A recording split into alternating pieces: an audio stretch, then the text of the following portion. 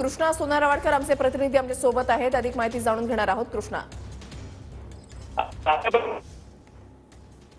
मध्ये आता साहिल खानला छत्तीसगडमधून अटक करण्यात आली आहे. पोलिसांचं विशेष पथक होतं, ते पथक साहिल खानला अटक करून मुंबई विमानतळावरती घेऊन आलेलं आहे. थोड्याच वेळामध्ये त्याचं मेडिकल जे काही वैद्यकीय तपासणी आहे ती रुग्णालयामध्ये नेऊन करण्यात येईल आणि त्यानंतर त्याला अटक करून कोर्टामध्ये हजर करण्याची कार्यवाही जी आहे ती मुंबई पोलिसांच्या विशेष तपास पथकाकडून करण्यात येणार आहे.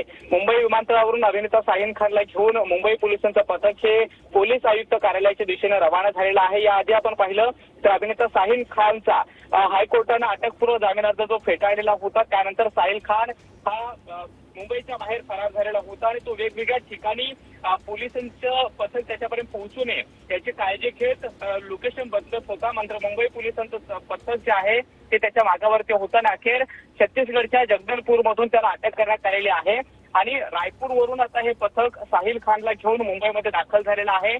थोड्याच वेळामध्ये त्याला अधिकृतपणे अटक दाखवली जाईल आणि त्यानंतर त्याची वैद्यकीय तपासणी करून त्याला कोर्टामध्ये हजर केलं जाईल. मात्र महादेव बेटिंग या प्रकरणामध्ये माटुंगा पोलीस ठाण्यामध्ये जो पहिला गुन्हा दाखल झालेला होता त्यामध्ये जवळपास 32 आरोपी करण्यात आलेले होते आणि त्यापैकीच एक नाव हे साहिल खानचं होतं. याआधी हायकोर्टाकडून तात्पुरता दिलासा मिळाल्यानंतर मुंबई पोलिसांनी त्याचा 3 वेळा जबाब नोंदवलेला होता. मात्र आता त्याचा अटकपूर्व जामीन फेटाळल्यानंतर त्याला अटक करण्यात आली. नक्कीच धन्यवाद कृष्णा दिलेल्या सविस्तर माहितीसाठी. तर साहिल खानला मुंबई विमानतळावर आणल्यानंतर साहिल खाननं काय म्हटलेलं आहे माध्यमांच्या समोर पाहूया.